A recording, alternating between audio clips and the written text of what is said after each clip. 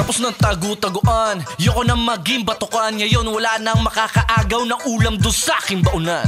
Kahit anumang sugat yan, ngingitian ko lang. Di ba nga wala kang makikitang bagari sa katiting na ulan. Kaya gumawa ng mga barang talagang bago sa panlasa. Sino na ngayon ang bata? Sa mga likanyo talata may tumitila pa panalata. Nasa indahin pa nga ata, baka di ko na to makontrol. Ang dami pa daw na pagdadaanak po, kaya pasensya na tol kung makabundol lahat. Flip Top 1 versikulo 5, nandito pa rin, B-side Makati. Isa po ay laban na parating. Flip Top, pag-iay, isang best para sa parating na laban. Yeah, shoutout sa lahat ng bumubuo na liga, Flip Top staff, syempre palagi, lahat ng support ng tunay online at live, lahat ng hip-hop movement sa buong bansa. Tuloy-tuloy lang tayo, 2017, palaki ng palaki lang. Isa po ay laban na parating. Sa kanan ko, representing Valenzuela City para sa inyo, magigay para ay Apex! Patingin ko sa salamin ng paligid na naging gabi na lagi makinapansin. Mariin ako makinig sila sa akin, sa mga salita ay lalo dumiin. Napabuti alaro sa mga salawikain na nasalarin. Animoy ni rat-rat na Wolverine. Tangin na pagaling ng pagaling, unting-unting pangawakan na tatanan na mahirap sa Latin. Hangari pa hangain na nagsabi madali lang yagawin at mag-iimmortal sa musika na para may kapangyarihan ka na rin gawin. Alipisitan ng hulihin na pangarap mga will, pagkahila ko sa sima tanggalin. Hindi mo na pinatila ang wala na pinakita na kaya ko harapin pagkat meron pa ako dapat nalakbayin. Birthday nga pala na lola ko, para sa kanya itong laban na to, rest in peace. Sa kaliwa naman, mula Baguio pa para sa inyo, magigay para ay Badang!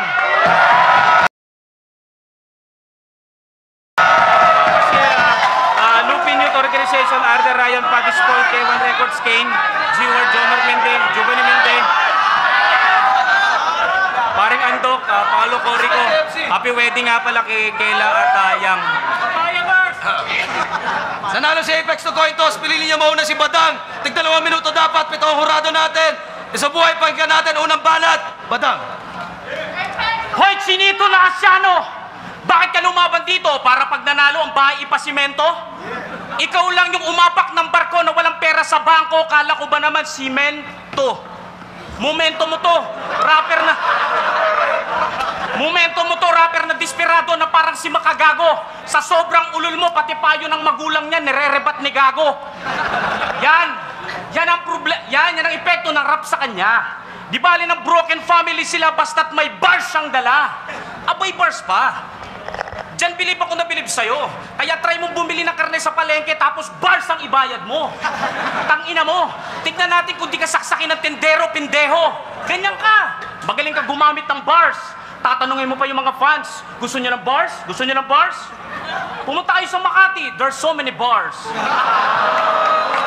Pumew! Kaya buisit ako. Kaya buisit ako sa mga rapper na tulad mo, titindi ng mga imahinasyon. Kaysa tudukutin ko kaluluwa mo, dadalhin ko sa kabilang dimension. Wow! Ang lupit ng kombinasyon. Pare, ako yung mga banat ko, simpleng-simple lang pre. Ayaw mo kong maging tama palagi dahil lagi kang mali. Kapag sinabi kong matalino ka, sinungaling ako, anong totoo? Simpleng-simple lang bro. Sige, sabihin na natin ikaw na pinakamagaling na MC sa buong mundo, tapos mong gulit nagsabi sa'yo, maniniwala ba kayo? Kaya huwag ka na magpakara. Baka baunan kita sa ulo ng mga bala. Dahil hindi ko na problema kung di ka pinapakain ng iyong mga bara. Kaya kung walang asenso karir mo, tapos may kapatid ka naman na babae, pag-asawahin mo na lang ng hapon. At least doon, kakain kayo ng umaga, tanghali, hapon. At ngayon, hapon na bayaw mo, hindi na 3GS, kaya wawak-wakin kita. Balita ko, malapit ka na mamatay, kayong kamatayan mo, unahan mo na. Dahil ngayong gabi na to, ito ang debate na habang buhay mong ikaka-hate. Pagsisisihan mo ang battle na to na parang iskandal ni Chocolate. At huwag mo kong sinasabihan na pangit ako, kaysa walang kwentang rapper, pangit yung papaya. Okay lang sa akin yan, pero lahat ng mga nagsabi sa akin yan, mga nagandamatay na. Yung 5 nabangga ng truck, basag yung mga muka. Yung 3 hinagisa ng abusep ng granada, putol yung mga paa.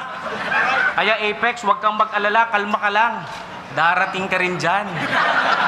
Di ba galing kang hospital niyan?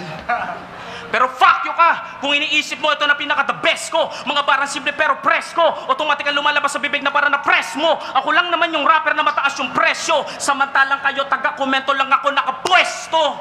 At ikaw lang yung mukhang trasher sa artifice. Hindi ka naman artist eh. Maarte ka lang. Peace. Yo! Na-hospital ako, tama ka ng impormasyon na nakuha sa akin. Kasi nagka-ulcer ako. Kasi sa tuwing bumabati lang ako kumakain. Sa tournament na to, nakatadhana kang matalo. Laglag tong veterano sa unang round na para bang si Aldo. Kahit magbayad sa hurado, wala kang tsansa na manalo. Parang unang subok ng Mortal Kombat tapos ang kalaban mo kagad si Motaro. Yung kanta niyang Papaya, tumutugtog na sa radyo. Tuwing 3:00 ng umaga, pagtulog na mga tao.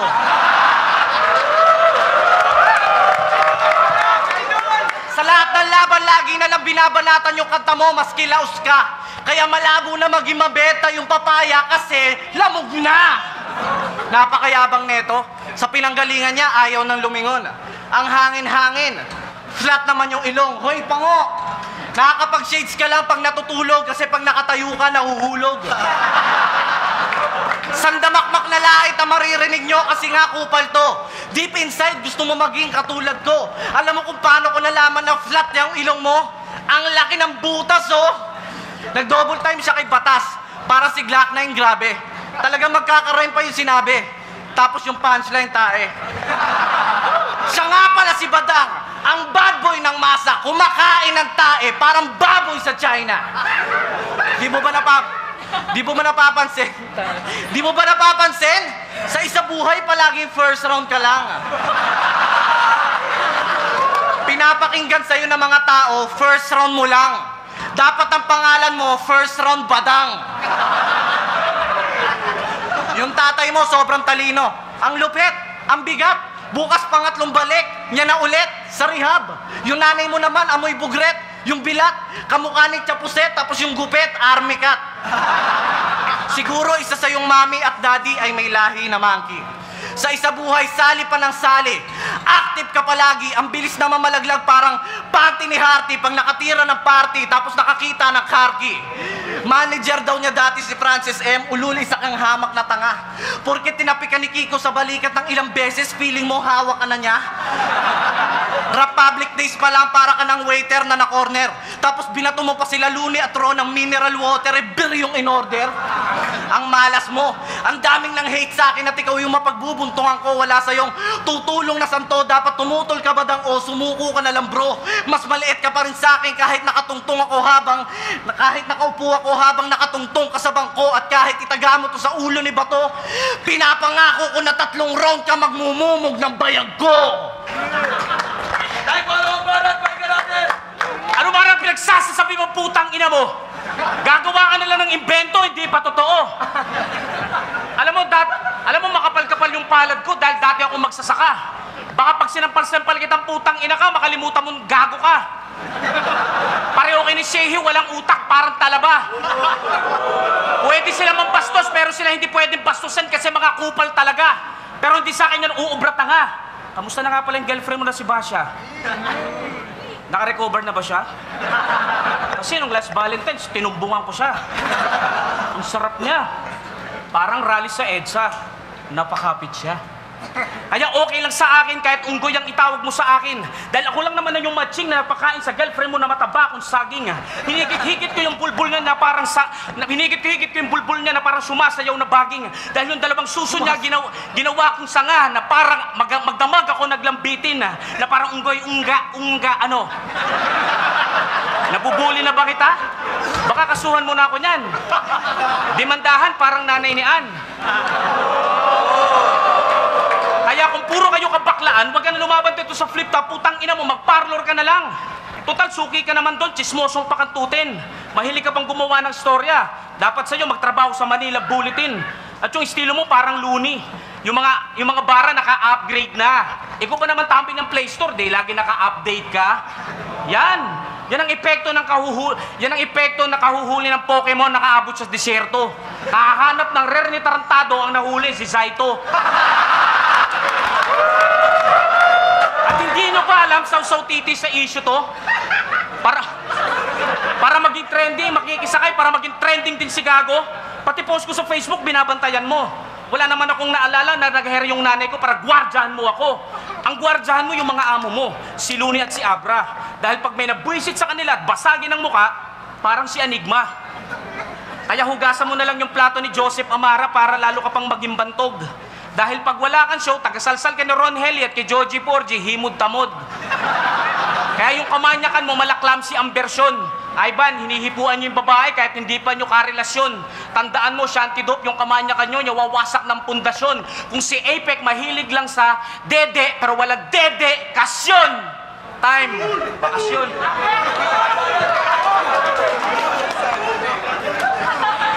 Tinumbungan niya daw yung shota ko. Tanga talaga to. Parang di na kayo nasanay. Paano mo matutumbangan yon? Kinakandado ko yung panty niya pag umaalis ng bahay. O di ba ang galing niya? Ganyan na ganyan mag-rap yung mga tito ko pag lasing na. Dati sa bahay ni Pacquiao na imbitahan ka, di ba? Ang sabi nga sa'yo, dapat walang camera. Puta, nag-selfie siya, si Jinky nasa background, tumatay pa. Paano kung gayahin ka ng mga bata sa pagkain at tae? Tangina, mali yan pare, para ka talaga last section sa pampublikong paaralan, mahinang klase. Sa lahat ng issue may reaction, tanginang to loser type. Kung san-san ka nakikisawsaw, parang boodle fight. Sa manglungsod, wala sayong nakakalusot na article. Sobrang punggo, kaya mong humiga sa loob ng tricycle. Yung kanta mong Papaya, ginamitan mo ng payola para mapanood namin sa cable. Speaking of payola, yung height mo parang payola kasi under the table. Masyado kang maliit. Pang toddler pa yung damit. Siguro pag sinuchupa ka ng asawa mo, nakapatong ka sa rep.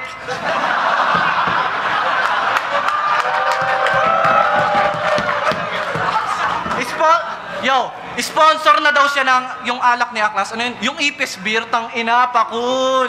Di mo kaya mag-isa, dagul. Ako tangkina panggera, ikaw tangkinang gasul. Para akong T-Rex, lahat ng biktima patay. Para ka rin T-Rex kasi maikli mga kamay.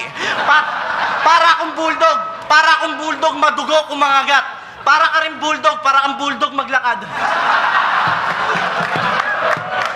Pagdating sa ring, para ako si Tyson, magaling at mabenta. Pagdating sa ring, para ka rin si Tyson, ang sakit mo sa tenga. Di mo kaya magsulat ng ganon. Kaya wag ka naman ibago. Pinakita ko lang sa mga tao na marami nga tayong pinagkapareho, pero magkaiba tayo. Tingnan nyo, naiinis na to. Yan na napapala, kakasip-sip ng bato. Sabi mo, I believe in Jesus, pero si Jesus hindi believe sa'yo.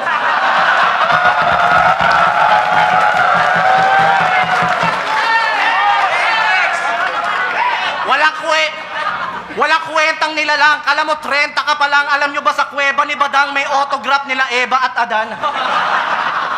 Itong mga susunod kong bara, diretso sa tumbong. Ganito epekto pag nalulong. Di umaabot sa pangalawang stage na tournament. Ang hilig kasi neto magmarunong. Alamat ka ng first round, ikaw yung naka-imbento ng gulong. Pero malalim na to ngayon. Sa sobrang dami na nagbaon. Ikaw ang alay ni Enigma para maswerte palagi ang taon.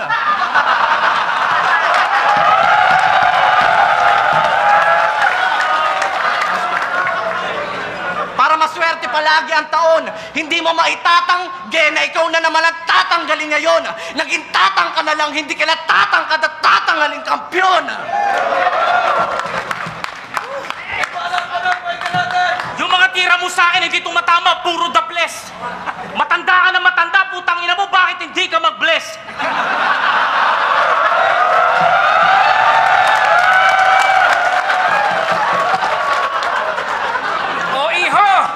Mag-ingat ka, ha? Pag aalis ka, iwan mo sa akin yung girlfriend mo si Basya, ha? Kakantutin ko siya. Ganto, ganto, ganto, to.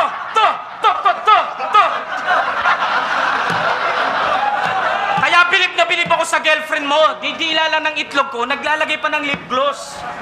Kaya pag nagkikita sila ng itlog ko, ang tawag ko doon, meatballs. Kaya patay ka dahil ako pinakawalang MC rito na hindi na kailangan mag-GGG na rapper. Dahil pag akong bumabatel, kaya kong palabasin lahat ng mga kupal na keyboard gangster. At kaya kong pasakitin ulo nyo, pati ulo ng mga fans mo. Kaya ko kayong buwisitin habang buhay sa pamamagitan ng papaya dance ko. Papaya, putang ina ka. Nang dahil sa iyo, tinitira ko nila.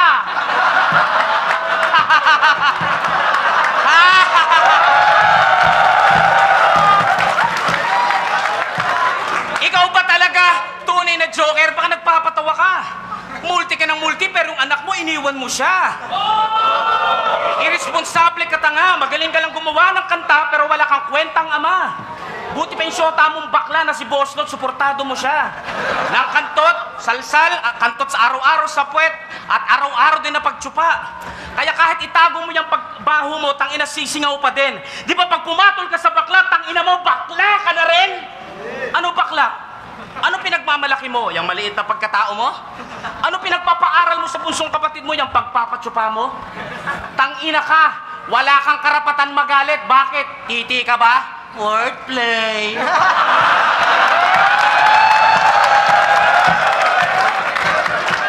We don't talk, ina mo! We used to do wordplay ulit.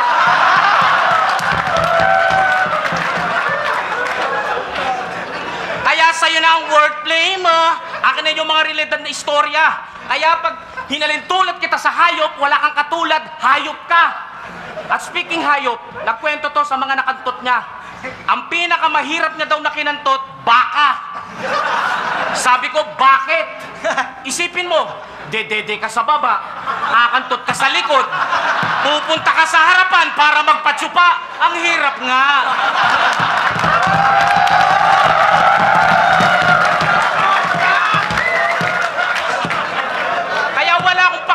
Kahit sabi mo na wak ako at laging talo sa flip-top, okay lang yun. Malaki na naman ang imbag ko sa saya ng hip-hop. Kaya wag mo akong sisihin kung bakit nandyan ka pa rin sa inaakita mong bangin ng matarek. Kaya ka lang naman nakakasabay sa karir ko eh, nahatak mo kung pabalik. Alimango. Kaya hindi ko na kailangan magsulat ng matitinding rhyme. Dahil sa katulad mo walang kwentang rapper ay wala akong time!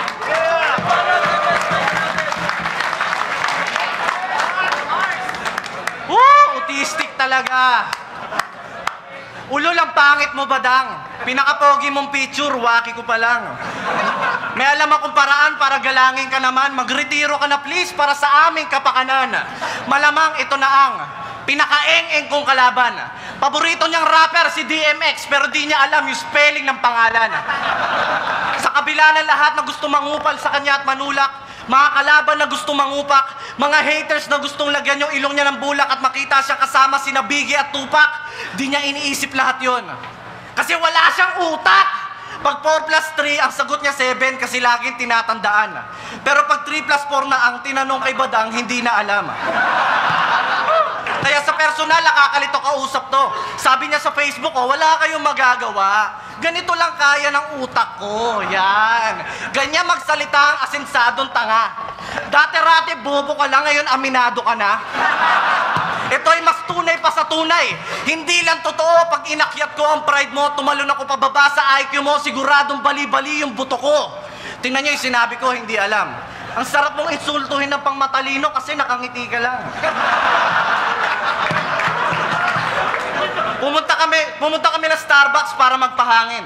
Sabi niya, di pa daw siya kumakain. Tanginan to, umorder ng mocha frap tapos sinabaw sa kanin. Kaya paano mo masasabi na hindi ka tanga? Sa panaginip mo, nag-homeschool ka tapos na-kick out ka pa.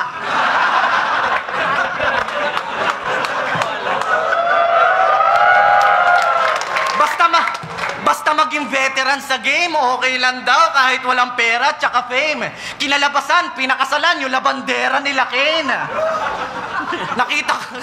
Nakita ko asawa nito na nag-uumapaw sa kakyutan. Joke lang, mukha siyang mamaw, alam mo yan. Para siyang butas na bola, wag kang mag-alala, walang aagaw sa'yo niyan. Pag tinanong niyo sa datihan at baguhan kung may ambag siya, ang isasagot namin wala. Mababa ang tas niya. Napag-iwanan na walang bilang, di mo nga alam na may hashtag na. Mapa old school, new school, grade school, bagsak ka. Utot nito pang Meksikano. Supot pa to, panigurado. You put Dano in veterano. Si Badang, wala nang dapat pang patunayan. Sa flip top, walang kamatayan dahil bawat laban, pangkabuhayan. Kasi sabi ng iba, immortal ka, di ba? Pero kailanman hindi ka nakasulat ng mga obra na panggiba, oo. Matagal ka na sa laro, pero pagdating sa isa buhay, tutorial lang kita. At kahit kailan hindi naging inspirasyon to, ikaw lang ang veteranong walang pamana para sa henerasyon ko.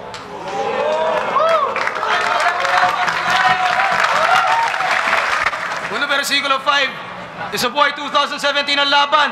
Apex vs. Badang, isa pang best para sa kanilang pareho. Flip top, pag-ingay. Botan Jurado advancing sa tournament. 7-0 mag-ingay para kay Apex.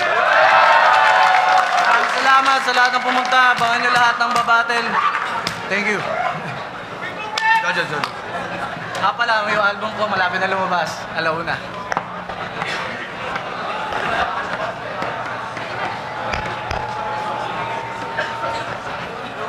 Damsa.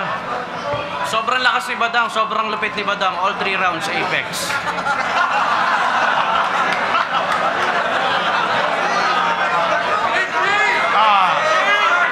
Maganda yung ginawa ni Badang, entertaining, pero kung technical, tsaka isa buhay tournament to, mas pasok dun yung ginawa ni Apex. Pero kung ibang battle siguro, kung interdivision, pasok dun yung ginawa ni Badang, pero isa buhay pa rin, all 3 rounds Apex. Ayun, binoto ko si Apex. Pareha silang may mga nakakatawang mga punchline, pero kasi paramihan ang tumamang suntok kay Apex. Yun Apex all 3 rounds, pareho silang nakaka-entertain, pareho silang nakakatawa, kaya panalo na naman kayo. Pero sa laban ito, Apex. Magaling si Badang, kaya binoto ko si Apex.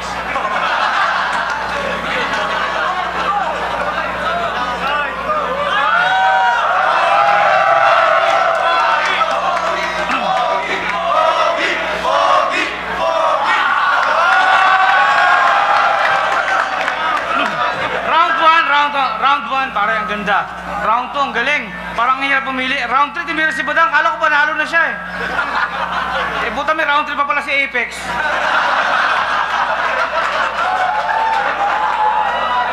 Badang, alam mo, panalo ka na eh. Kaso nga lang, may round 3 pa si Apex. Talo ka na. Hindi, panalo ka sa akin, Badang. Kaso, iba si Apex, talino ginamit. Iba yung galing tsaka mukha eh.